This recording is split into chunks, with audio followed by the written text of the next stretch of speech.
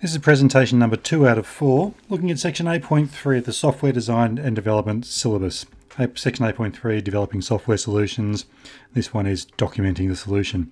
Now, once again, none of this should be news to you. This has all been done through your projects that you have been developing over the course of the year, so this should all be summative work for you. Let's begin. To start, let's look at an IPO table. An IPO table or diagram is a useful tool to describe the steps when carried out will turn data or information, some input, into an output. Input, process, output, hence IPO. Advantages of an IPO table are that it's very easy to plan.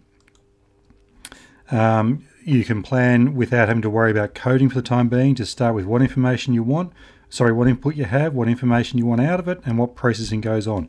So in that respect, they're relatively simple without the need necessarily for coding. The structure is very easy to look at. It's input, process, output. It's not brain surgery.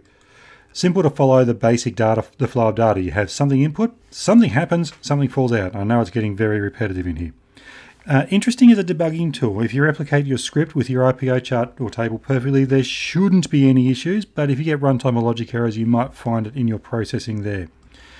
Disadvantage of an IPO chart, they are relatively simple. Well, they're very simple in fact, and they don't necessarily reflect what your script is going to say when you code, although they should. The process should have some mathematics in it, which is what your processing in your script will give you, but it isn't quite the same.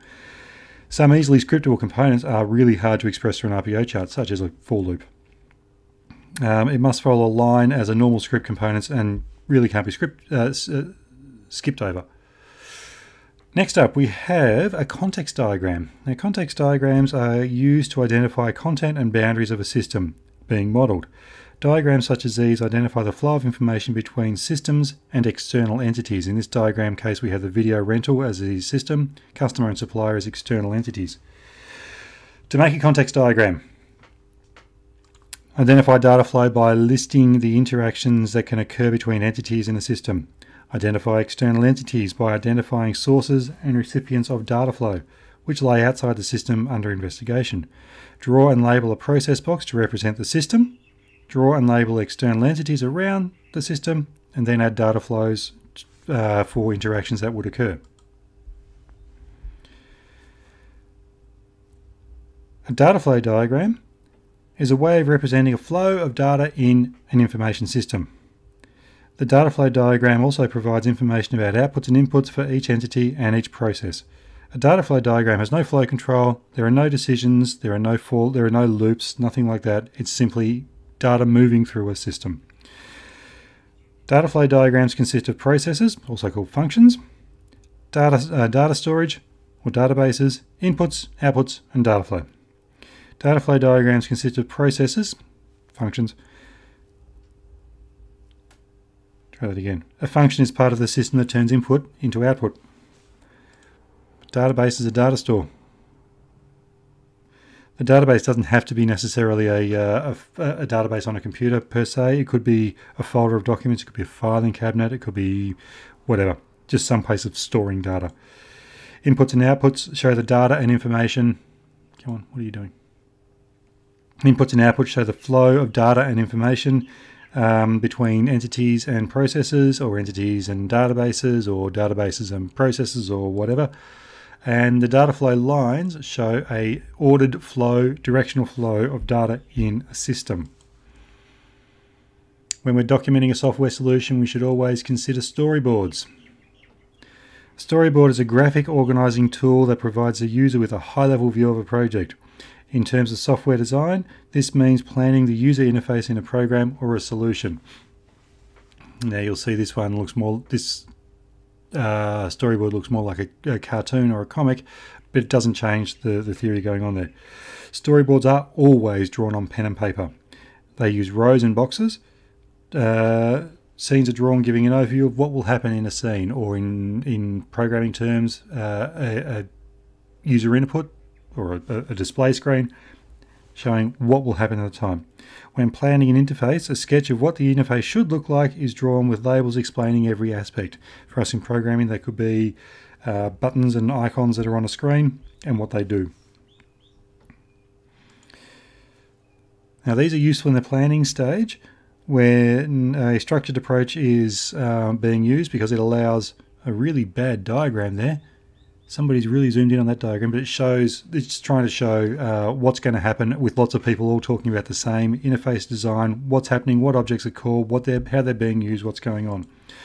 Storyboards work effectively because they can quickly give programmers a view of what's going to happen, when, where, how, and why. Another tool that we can use are structure charts.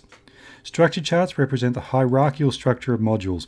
It breaks down each system into the lowest functioning modules and describes functions and subfunctions of each module to a greater or lesser detail. Structure charts divide systems into black boxes. Inputs are given to the black box and appropriate outputs are generated. Modules at the top are called modules underneath. Components are read from left to right, top to bottom. Now the structure of a structure chart is quite simple. There is, first up, modules. Each module represents a process or a system. There are three types of modules, which include control modules, which controls the branching between modules or submodules, a submodule, which is part of another module, or a library module, which is some condition. There can be repetition, as you see in that control module with the arrow around it. The repetition allows for repetitive execution of modules or a submodule. The curve shows the control of that module.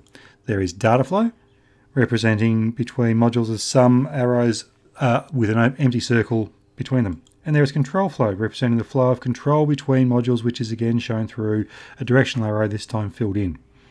All of these together, as you see here, makes up our structure charts.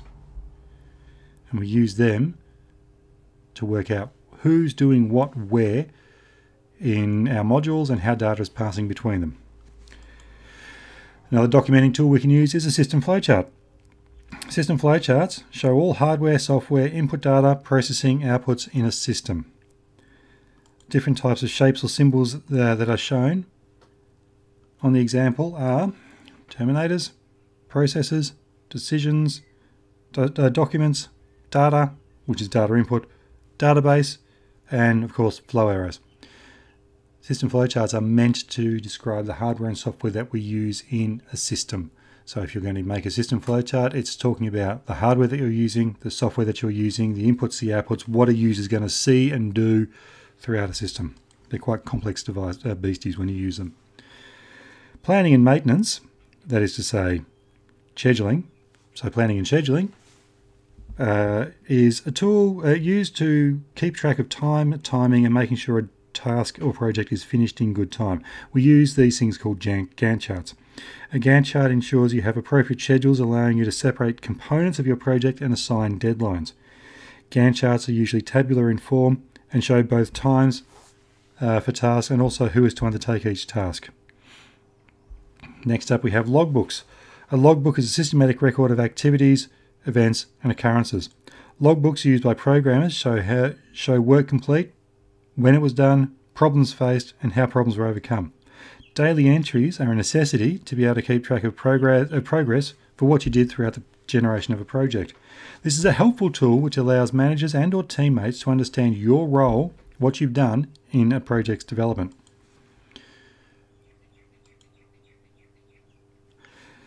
Another part of documentation is the algorithms that we use. Now, algorithms are visual representations of a section of code. They describe the process and steps necessary to transform input into output. Advantages here, they're easy for development, more or less, easier to understand than code, easier to modify than code. And note they're easier to modify than code. The foundation points for an algorithm, we have a sequence, which is a series of steps, a selection, that is to say binary or multi-way. In this selection here we have a binary selection. We have repetition, we have pre-testing, that's what this one is, post-testing, subroutines, and all these simple elements can create a relatively complex object which we are supposed to use and develop before we start coding. User documentation can also refer to help that is used for a product or service provided to end users, designed to assist them on using that product or service. It demonstrates features of the software, tips, tricks, how to resolve common problems. User manuals are documents referred to, well, usually printed help. The advantages of this include being able to work without access to a computer or the internet. However, it is very slow, cannot be updated, and if your program updates, your user manuals are outdated. Online user help is documentation that can be accessed through a computer, such as online or through a PDF or through a website. Advantages include being accessible from most devices, easier to get to access and search, holding more information, and being more likely to be updated when a program gets updated. However, they are kind of useless when you don't have access to the internet.